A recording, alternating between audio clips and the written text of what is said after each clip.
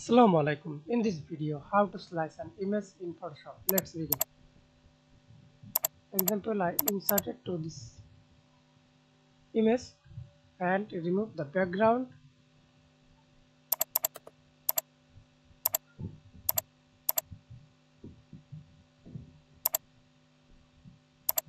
Okay, then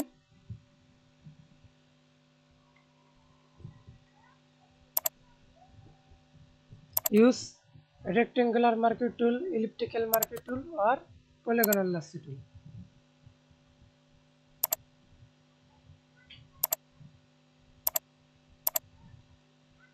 Selection, then create a layer mask, press Ctrl J, duplicate layer, click this icon, hold Ctrl I.